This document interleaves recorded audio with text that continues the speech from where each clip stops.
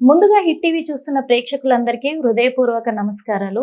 మరి వరలక్ష్మి వ్రత శుభాకాంక్షలు కూడా తెలియజేస్తాను.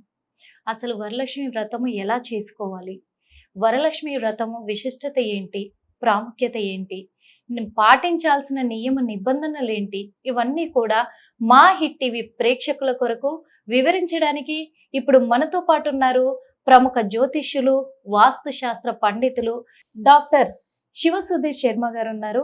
వాళ్ళని అడిగి తెలుసుకుందాము పూర్తిగా కూడా. నమస్తే గురువు గారు. శ్రీమాత్రే నమః. శ్రీ గురుభ్యో నమః. చాలా మంది ఉపవాసాలు ఉంటూ ఉంటారు కదా స్వామి, అంటే ఉపవాసం ఖచ్చితంగా ఉండి చేయాలంటారా లేకపోతే ఇందాక అదే మనం అనుకుంది, చిత్తశుద్ధి లేని శివ పూజలు ఎలా అని. చిత్తం శివుడి మీద ఉంటుంది, భక్తి పాచ్యపుల మీద ఉంటుంది, బయట ఉండేటువంటి ఎవడు తీసుకెళ్తాడు దానివల్ల ఉపయోగం ఏంటన్నా? ఉపవాసం అనేటువంటిది అది గొప్ప ఒక ధర్మం కాదని చెప్పాను. ఇప్పుడు ఉన్నటువంటి రోజుల్లో ఎవరు ఉండగలుగుతున్నారు ఉపవాసం? ఎవరికి బీపీలు లేవు, ఎవరికి షుగర్లు లేవు, ఎవరికి థైరాయిడ్లు లేవు, హార్ట్ ప్రాబ్లమ్స్ లేవా? అవునా?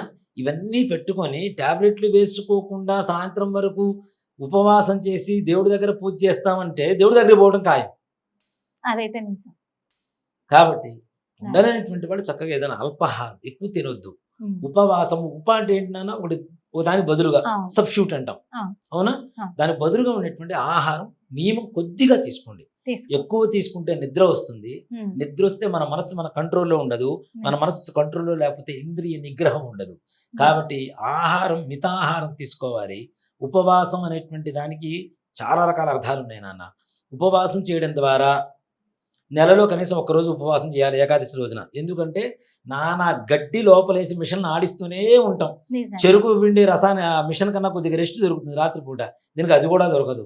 నానా గడ్డి అంతా లోపల వేస్తుంటాం, పిజ్జాలు, బర్గర్లు అని, భోజనం అని, అదని ఇదని ఏ దొరికితే నోట్లో వేస్తూ ఉంటాం. అది పని చేస్తూ చేస్తూ చేస్తూ చేస్తూ చేస్తూనే ఉంటుంది. దానికి కనీసం ఒక్కరోజు విశ్రాంతి ఇస్తే అది మరలా పనిచేయడం మంచిగా పనిచేస్తుంది, జీర్ణక్రియ కదా. అందుకోసం ఉపవాసం ఉండమని ఒక శాస్త్రం చెబుతుంది. అలాగే ఉపవాసం అంటే అంటే దగ్గరగా, వసము అంటే నివసించడం, మనస్సుని దేవుడికి దగ్గరగా ఉంచడాన్ని ఉపవాసం అంటాం. మనస్సు దేవుడి దగ్గర లేకుండా ఏమీ తినకుండా ఉంటే ఏం లాభం నాన్న?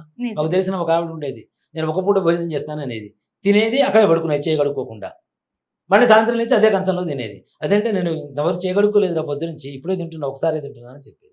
దానివల్ల అంతే, నిజమే స్వామి. కానీ ఇప్పుడు శ్రావణ మాసం ఈ సంవత్సరంలో మాత్రము మరి ఎప్పుడు మొదలవుతుంది, ఎప్పుడు ఎండ్ అవుతుంది స్వామి? అలాగే ఈ శ్రావణ శుక్రవారం రోజు అమ్మవారి వ్రతం చేసుకోవాలంటారు. శ్రావణ మాసం జూలై 25వ తారీఖు ప్రారంభం అవుతుంది, మరలా ఆగస్టు 23వ తారీఖు వరకు శ్రావణ మాసమేనన్నా. అందులో ఈసారి అదృష్టవశాత్తు 5 శుక్రవారాలు వచ్చినాయి. మొదటి రోజే శుక్రవారం అయింది కాబట్టి 5 శుక్రవారాలు వచ్చినాయి. 5 శుక్రవారాలు వచ్చినా రెండో శుక్రవారం వ్రతం చేసుకోవాలి కదని చాలా మందికి అనుమానం ఉంటుంది. వ్రత కథలో సంపూర్ణంగా వివరంగా చెప్పబడింది ఏంటంటే, పౌర్ణమి ముందు వచ్చేటువంటి శుక్రవారం, అది రెండోదా మూడోదా సంబంధం లేదు, 3వ శుక్రవారం అవుతుంది ఈసారి. ఆగస్టు 8వ తారీఖు వరలక్ష్మి వ్రతం పౌర్ణమి ముందు వచ్చేటువంటి శుక్రవారం. కాబట్టి ఆ రోజున చేసుకోవడం అనేటువంటిదే విశేషం. ఆ రోజే 8వ తారీఖే చేసుకోవాలి. ఆ రోజు చేసుకోలేనటువంటి వాళ్ళు ఏదైనా ఇబ్బంది వచ్చి, మైలు వచ్చింది, ఇంట్లో ఇబ్బంది వచ్చింది ఆడవాళ్ళకి, మరుసటి శుక్రవారం చేసుకోవచ్చు. ఓకే స్వామి. కాకపోతే చాలా మంది ఉన్నవాళ్ళు, అంటే సంపద పరంగా ఉన్న వాళ్ళు చాలా మంది లక్ష్మీ రూపును కొనుక్కొని వేసుకుంటూ ఉంటారు స్వామి. అది ఎప్పుడు కొనొచ్చు అంటారు? ఆ కొన్న వాళ్ళు కూడా లక్ష్మీదేవి వ్రతానికి ముందు వేసుకోవాలా, తర్వాత వేసుకోవాలంటారు? వరలక్ష్మి అమ్మవారి రూపు అనేటువంటిది అసలు పుట్టింటి వాళ్ళు ఇస్తూ ఉంటారు లెక్క ప్రకారం. ఇప్పుడు వాళ్ళు ఇస్తున్నారా లేదా తీసి పక్కన పెట్టి వీడు కొనుక్కోవడం ఆనవాయితీగా తయారైంది. అది బుధవారం కానీ గురువారం కానీ కొంటే చాలా శ్రేయస్కరం. ఇక్కడ మనం లక్ష్మీదేవిని ఎంతసేపటి శుక్రవారం పూజ చేస్తూ ఉంటాం. గురువారాన్ని ఇంకో వారంతో పిలుస్తారు నాన్న. ఏ వారం? లక్ష్మీవారం కదా. గురువారాన్ని లక్ష్మీవారంగా పిలుస్తుంటారు కాబట్టి గురువారం రోజున కొనుక్కోండి బంగారం, చాలా విశేషంగా ఉంటుంది. ఈ వ్రతం అమ్మవారి కలశం మీద చక్కగా రూపును పెట్టండి. ఆ తరువాత అమ్మవారికి ఇంకోటి కూడా చెప్తున్నానన్న, అమ్మవారికి ఆవాహన మాత్రమే ఉంటుంది, ఉద్వాసన ఉండదు. లక్ష్మీదేవిని పొమ్మనం ఎవరైనా చెప్పం కదా మన ఇంట్లో నుంచి, కాబట్టి ఉద్వాసన ఉండదు. ఆ మరుసటి రోజు కలశం తీసిన తర్వాత ఆ రూపుని చక్కగా సూత్రాలు చక్కగా సూత్రాలు గుచ్చుకొని వేసుకోవచ్చు. సూత్రాన్ని గుచ్చుకొని వేసుకోవచ్చు. ఇప్పుడు అమ్మవారి పీఠము పెట్టి పూజ చేస్తాం స్వామి. ఈ అమ్మవారి పీఠాన్ని సాయంత్రమే కదపొచ్చు అంటారా? తెల్లవారి మరుసటి మరుసటి రోజు. శుక్రవారం అసలు ఏ దేవతని ఉద్వాసన చెప్పం, అలాంటి లక్ష్మీదేవిని ఉద్వాసన అంతకంటే చెప్పం, అంతకంటే కదిలించం. అదే మరుసటి చెప్తున్నా, విష్ణుమూర్తికి ఆవాహన ఉంటుంది, ఉద్వాసన ఉంటుంది. అమ్మవారికి ఆవాహనమే ఉంటుంది, ఉద్వాసన ఉండదు.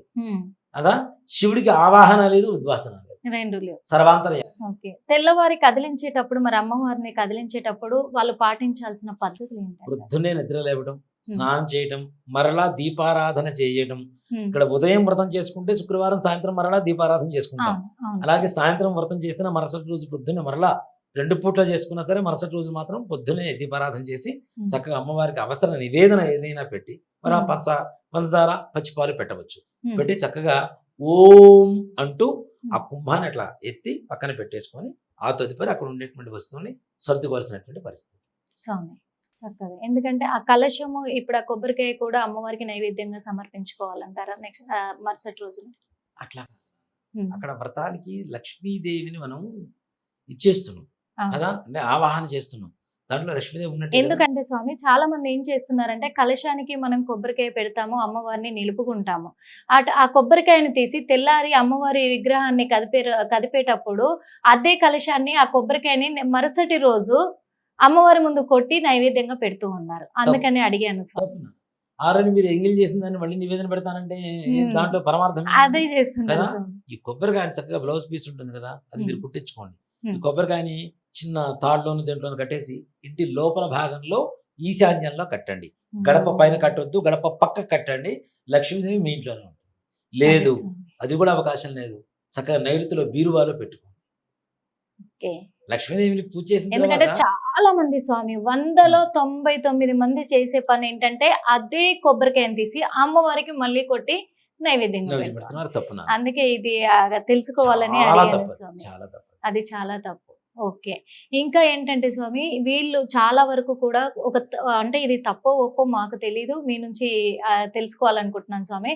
చాలా మంది షాంపూస్ పెట్టి ఆ రోజు స్నానం చేస్తారు, మీరు ఏం చక్క కూకుడుగాయ పెట్టి చేసుకోవాలి తలస్నానము అని చెప్పారు. కానీ ఆఫీసులకు పరుగులు తీసే వాళ్ళు ఉంటారు, పూజ చేసుకొని డ్యూటీలోకి వెళ్ళాలి అని పరుగులు తీసే వాళ్ళు చాలా మంది ఉంటారు స్వామి. అంటే ఈ కూకుడుగాయ కాకుండా అంటే అది దంచుకొని చేసి అంత టైం ఉండదు కాబట్టి ఆల్టర్నేట్ గా ఇంకేదైనా వాళ్ళకు ఉందంటారా ఉపయోగం? మీ బర్త్డే ఉందంటే రాత్రి 1 గంట వరకు మెళుకువతో ఉండి పొద్దున్నే 4 లేచి స్నానం చేసి ఫ్రెండ్స్ తో బయటకు వెళ్తున్నామా లేదా? మరి ఇంకో అవసరం ఉందంటే పొద్దున్నే లేచి బయటకు వెళ్తున్నామా లేదా? పండగ రోజున 1 గంట ముందు నిద్రలేసి తప్పేంటున్నా అన్న? అవునా? ఇక్కడ ఎంతసేపటికి సబ్స్టిట్యూట్స్ చూసుకుంటున్నాం కానీ ఉన్నది ఆచరించేట్లా మనం. నేను అదే చెప్తా, సబ్స్టిట్యూట్ అనేది సెకండ్ ఆప్షన్ అనేది లేదు. There is no second option. ఒక్కటే అవకాశం, దాన్ని సద్వినియోగపరుచుకుంటే భవిష్యత్తు బాగుంటుందని చెప్తా. తప్పకుండా స్వామి, తప్పకుండా. ధన్యవాదాలు స్వామి. ఎందుకంటే చాలా క్లియర్ గా చెప్పారు.